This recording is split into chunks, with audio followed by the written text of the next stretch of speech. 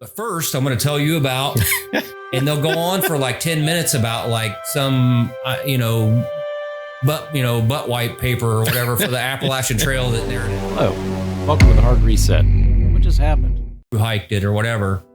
Oh, they'll talk about that and they'll put some kind of weird clickbaity thing about talking about the Appalachian Trail or whatever. Right. Well, then it'll be like, today I'm going to talk about the Appalachian Trail. But first, I'm going to tell you about, and they'll go on for like 10 minutes about like some, butt wipe paper or whatever for the Appalachian Trail that they're now, that's their new sponsor. You can't go hiking with a stinky butt. Yeah. And they'll go on. Well, then you're like, you realize that this video is like 30 minutes long, but you like 20 of it is these little ads that's been, and it's bad. It's not like an ad that pops up in you could just click on. It's literally in the content.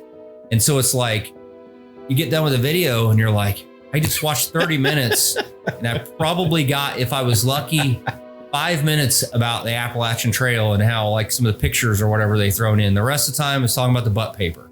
Yeah. You know what else I noticed that was weird about? Yeah. So a lot of times I'll scroll through that or skip past it or try to. Well, I've noticed there's a lot, and I don't know if it's just my setup or my computer or whatever, or my TV. But I've noticed it across all my devices where here lately, so like the Hodge twins, which they're kind of, I call them the dodo heads, but neither here nor there. Yeah. But I'll try to skip through there. I don't care where I'm not going to see them live. Yeah. So I'll skip through there telling us about where they're going to be performing at. And then they've got like the truck giveaway. So it's like, well, I'm not going to buy into Omaze because I don't believe in what Omaze is doing. So I'll skip through that.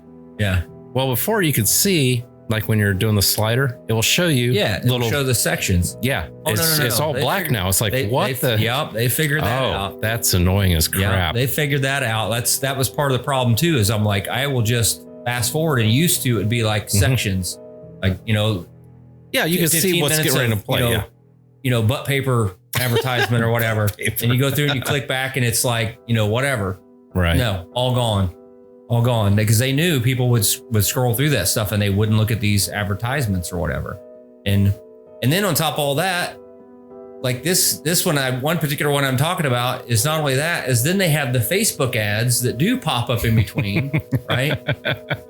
And then when you click on it, skip ad, then it starts another ad. So it's like, now they're adding 2 ads instead of 1 ad. And usually one of those 2 ads are like the ones that have to time out for like 15 seconds. Right. So now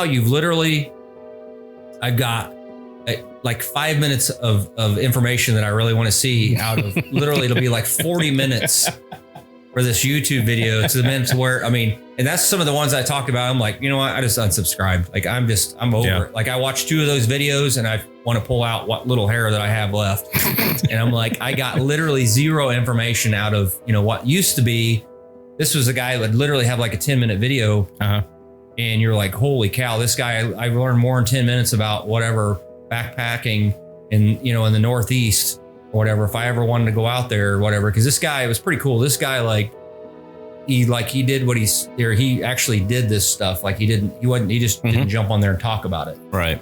Like he was the classic guy that literally went out and spent like years just going, like he backpacked the Appalachian Trail literally from start to finish, which is like, I don't know how many thousand miles. And then he turned around and did like some kind of, there's a one out there that goes from, I can't remember, goes from basically from like Washington State all the way down, like clear into like Nevada or something, or whatever, south, maybe Utah or something, New Mexico. Yeah, so it's called a Pokemon Trail. Yeah, whatever it is. It's like the north or Pacific North something.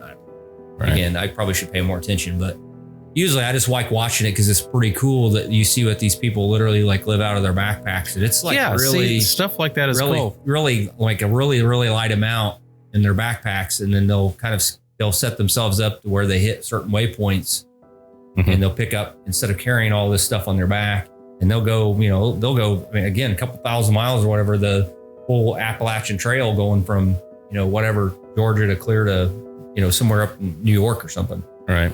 So I thought it was cool.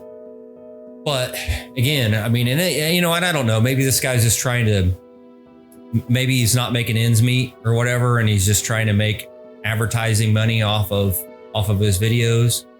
But I think ultimately he, like, you could see a real dip in like subscribers and stuff.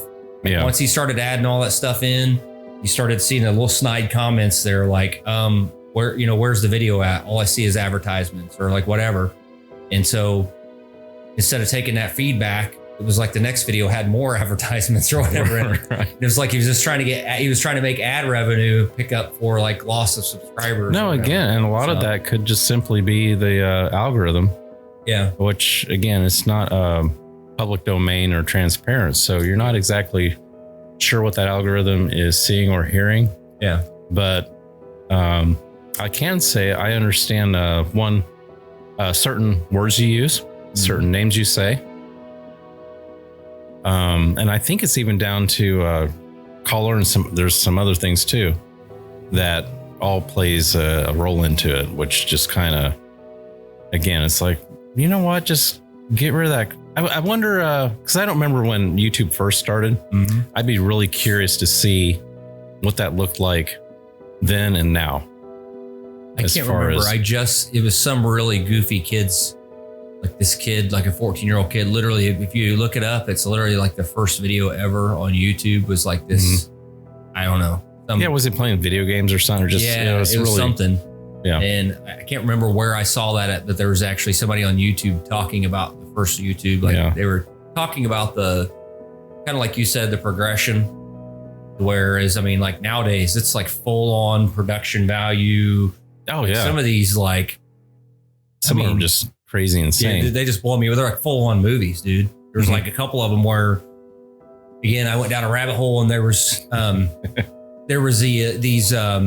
they're basically like, like amateur movie makers, like people that, they were trying to get to some of these, South by Southwest and like some of these like amateur movie premiere places or whatever. Yeah. Like so they were literally like, they were like film school students that were making this, it's like the Blair Witch thing and a couple of the other ones that made like millions off of like, something that cost them $3,500 or whatever to make the whole film or whatever.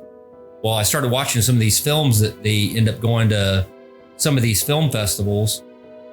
And I'm like, if you look at like the Blair Witch Project or whatever, and you see, that's like some, like snotty lady with the film, with a video that this close, and was considered like a full on, that's the full on, like that was like, you can tell that that's like a low budget thing, but it obviously turned out to be a good movie.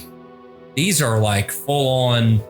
It's supposedly some like film school student from like Nebraska, and it looks like like one of them I watched was like a kind of crazy post-apocalyptic. It looked like a Mad Max Fury Road type deal, right? And I'm like, either he has to have like dad's credit card, like a full on like trust fund, because I mean this movie was like full on, dude. And you know what? Anymore, I think it takes more time than money. It's all about time. If you have the time to put into it, there are so many things that are. There's a superhero movie. I'm not going to say the name of the movie. Yeah. But some of their effects, actually almost all their effects, I have access to, and it's dirt cheap. Yeah. It literally doesn't cost me a thing. And so when I saw some previews and clips of this movie, when I saw it, I was like, wow. So this billion-dollar studio is using $60 effects. I mean, they look good though. Well, they do look good. I'm telling you, this movie that I watched was kind of blew me away, because I'm fully expecting, and there was still some that was literally like, it looked like Napoleon Dynamite, like somebody filming their buddies. Well, that's with a video, either for effect or it's just simply sloppy. They had good, I guess good stories. A couple of these videos that I watched, but you could definitely tell them it was, it was like somebody was taking it from they were using a VHS camera that they found from 1985 or whatever. But then you jump to this other one, and it's like, again, it was like a post-apocalyptic, all these scenes, which I'm sure was probably like a lot of it was like CGI as far as like the background. Yeah.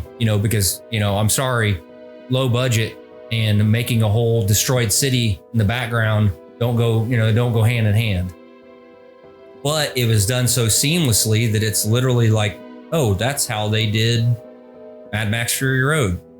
Like, right. Obviously they didn't build a whole desert scene or whatever for Mad Max Fury Road with like whatever. They had to have some kind of CGI stuff. And it's like, it looks exactly the same as this supposedly low budget, film. So I'm like, there was probably some of the effects that you're talking about that was, now more readily available and cheaper. Oh yeah. CGI nowadays. They blew it out of the water, dude, with that stuff. I was like, holy cow, dude. Yeah. That's where it comes down to just having the time to do it, which is one of these days I'll probably just get myself in more trouble. But I've been wanting us to actually do this sounds stupid, like fake news reports and like fake commercials. They're doing that with mainstream media right now. That's true. No, I thought it'd be kind of fun to do because there's a lot of times where I'll see something on TV or like an advertisement. And I'm like, that is so dumb. We could do that. I mean, that's just my mentality. It's like, why not do it? We got the equipment, we got the means to. So to the point to where I thought that. Remember, I said this, whatever it was like, I thought this was satire, and it was actually real. Dude, we watched. It was so ridiculous that it was actually, in fact, real. But I was like, is this satire or whatever? Yeah. And it was not satire, in fact. Man, I watched a news clip the other day, and I still don't know if it was real or not. Yeah. It might be real. I don't know. But the way they had done it just left you questioning it. Man, I wish I could. I'll probably bring it up later. But well, that's part of the